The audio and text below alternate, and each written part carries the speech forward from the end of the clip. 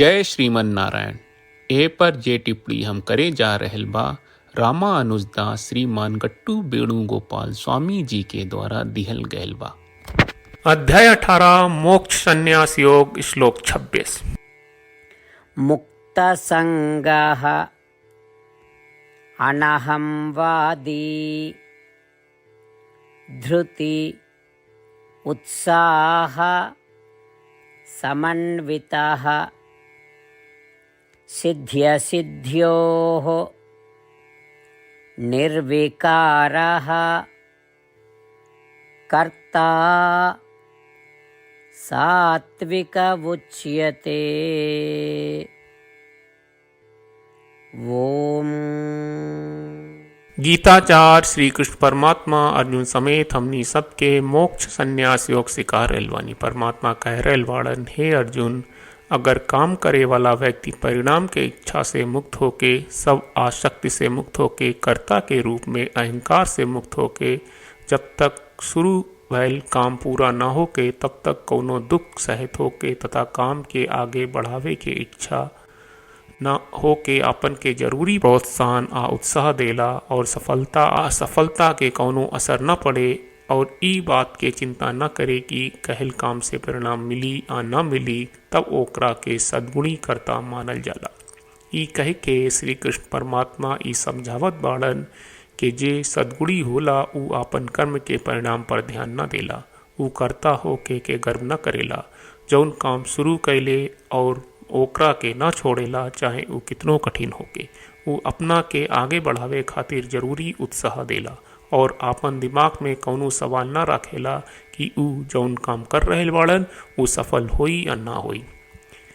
ऐसे सद्गुण बढ़ावल परमात्मा के कहला के अनुसार आपन के सात्विक कर्ता बनावे की कोशिश, श्रीमन नारायण के संतुष्टि खातिर श्रीमन नारायण की सेवा के रूप में सब कुछ कहल, श्रीमन नारायण के प्राप्त के आपन जीवन के लक्ष्य बना के और खाली श्रीमन नारायण की शरण लेके श्री कृष्ण परमात्मा के वचन के श्लोक के रूप में जैसन वा वैसे ही दोहरावे की कोशिश करी जाओ। मुक्तसंगो अनहंवादी धृति उत्साह समन्वितः सिद्ध्यसिद्ध्योर्निर्विकारः कर्ता सात्विक उच्यते। श्रीमद् भगवत गीता का पूरा सार श्री कृष्ण परमात्मा ने अध्याय 18वें के श्लोक 65 से 70 में 8 काम करे खातिर दिले बाड़े। श्री कृष्ण कहले, हम ओ लोगन से प्रेम करनी जो लोग इन 8 बातन के मान तारे। हम ओ भक्तन के हर तरह से रक्षा करब। श्री कृष्ण परमात्मा के द्वारा बोलल गईल संपूर्ण भगवत गीता सुनला के बाद अर्जुन कहले, करिष्ये वचनम त्वा, जेके मतलब बा, कृष्ण मैं वही करब जौन आप कही। यही कारण बा श्री कृष्ण अर्जुन के हर तरह के सफलता आ विजय प्रदान करेले। आई परमात्मा के आपन व्रत देई कि हमनी के ये 8 गौ कर्म के पालन करी जा। ई वचन परमात्मा के देवे से बड़न कौनो पूजा तपस्या यज्ञ नहीं। हम 8 प्रण कहब जौन हमनी के करे के चाहिए। आप सब कृपया इन्हन के आपन दिमाग और दिल में सोची। श्री कृष्ण के आपन वचन देवे के ई तरीका में हमनी सबकी कल्पना करे के चाहिए कि श्री कृष्ण का चेहरा खुशी से चमकत बा और खुशी के एहसास करत बा। जय श्रीमन नारायण। यहाँ हमनी के 8 वादा बा। हमनी के पहला वादा, हे श्रीमन नारायण, आपका निर्देश के मुताबिक हम हमेशा तोहार ध्यान करब और तोहार बारे में सोचब। हमनी के दूसर वादा, हे श्रीमन नारायण, आपका सलाह का अनुसार हम हमेशा आपका भक्त रहब। हमनी के तीसर वादा, हे श्रीमन नारायण, हम आपन सब काम तोहरा सेवा के रूप में और तोहरा संतुष्टि खातिर करब। हमनी के चौथा वादा, हे श्रीमन नारायण, जैस की आप माने के कहले रहलू, हमरा बहुत विश्वास बा कि हम आपके होई और हम हमेशा आपन दोनों हाथ जोड़ के आपके नमस्कार करब और आपकी पूजा करब। हमनी के पांचवा वादा, हे श्रीमन नारायण, हमरा के तोरा बात माम एकम शरणम ब्रज 1866 याद कहले, जहाँ आप हमरा के आपन का अर्पित करे का कहा। श्रीमन नारायण, मैं हमेशा तोहरे शरण में रहब। हमनी के छठवां वादा, हे श्रीमन नारायण, हमरा के तोहरा बात माँ सुचहा 1866 याद कहले कि आप हमनी के शोक ना करे का आश्वासन दे रहे बड़े, हम अब और शोक ना करब।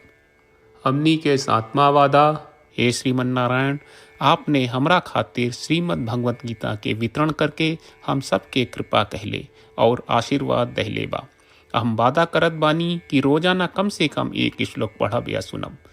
हमनी के आठवां वादा, हे श्रीमन नारायण, आप गीता के पूरा मानवता तक ले गयलू।